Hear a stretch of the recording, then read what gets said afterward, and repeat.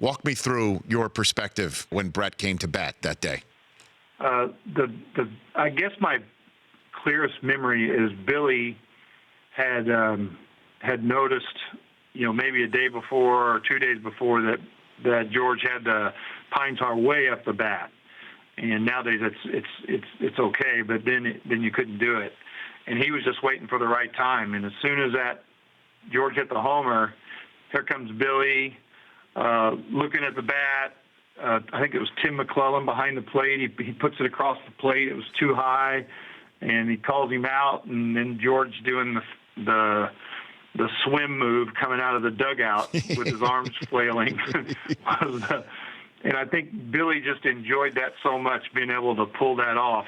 That's probably my best memory of it. So did you know that when Billy was coming out of the dugout after that, like, oh my gosh, he's going to actually try and get this thing overturned? Did you? Yeah, I think we pretty much all knew. I think Greg, either Billy or I think maybe even Greg Nettles had noticed it, and they talked about it. And then when he came out, you pretty much knew what was happening.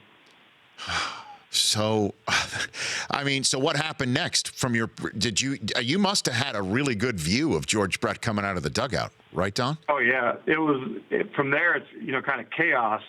And you remember a couple of things. All of a sudden, somebody's running up the runway, the tunnel with the bat. Gaylord Perry, Hall of Famer Gaylord Perry took the bat. I didn't know who did it, but they took the bat and were running up, and people were chasing for the bat and all kinds of things like that. It was just kind of chaos after that. And, from there, the game's over.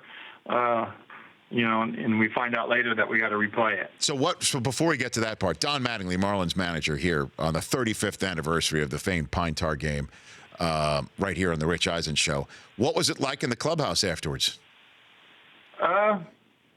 Just pretty, just exciting. You end up winning the game.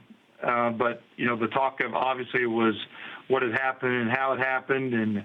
And I don't remember a whole lot about exactly the way it went in the clubhouse, but it was just pretty much the talk of the clubhouse that day. I bet.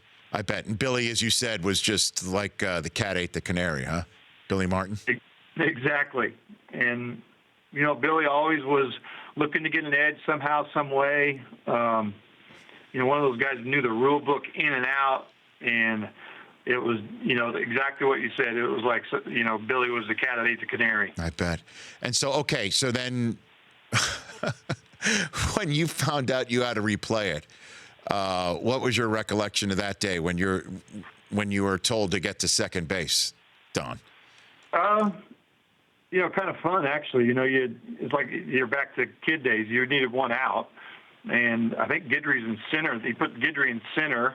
I'm not sure the reasons for all this, because I'm sure there were certain guys you couldn't use, because you had to go back, I guess, and figure out who was in the lineup, who came out of the lineup that day. Maybe guys weren't even on your roster. I'm not sure of all the rules with that day, but I just know that it was a little different, playing second base for one out.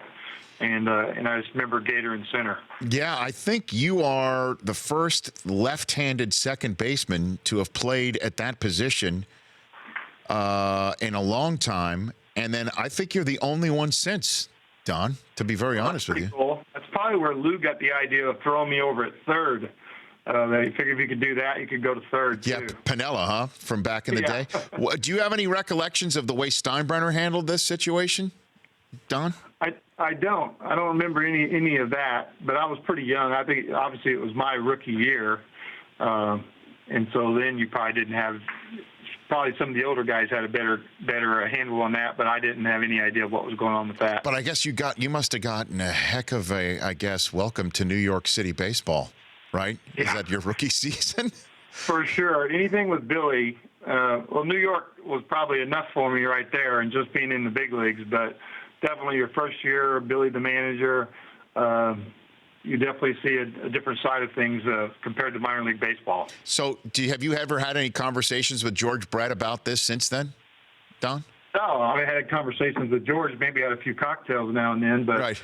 I don't remember us really talking about that, probably talking about anything other than that. And McClellan at all? Because obviously he retired just a few years ago, but he was in Major League Baseball till 2013. No real conversations about it from there. I also know, I remember that day, there was, I don't know if it was the same umpires or maybe different, and there was some type of, I'd heard there was some type of deal where we were going to challenge every base, that he touched every base, and those umpires weren't there, but there was some kind of affidavit or something that he had touched every base, leading into that game. Yeah, Steinbrenner was going to sue him. And Billy Martin, that's exactly what happened, is that they had the umpires from the original day sign an affidavit to say that George Brett did, in fact, touch every base, because I guess that was the way that everything started with the restart, was an appeal play at almost every base, Don. I don't remember that, but I knew there was something with it. Oh, my gosh. That, again, typical Billy, probably typical George at that time. Yeah. I mean, I do remember, though, being a kid, a teenager, a Yankee fan, diehard. I was pissed that Quisenberry was allowed to close you guys out that day, because he was on the disabled list 35 years ago today. I didn't know that. But I do remember that I think I had like a 15-game hitting streak going into that game. I didn't get a hit that day, and so it went back, and I would have had like a 26 or something like that. If I would have gotten that hit that day, it would have extended it to 26. So but you didn't get an at. Did you get an at bat in the bottom of the ninth? I did.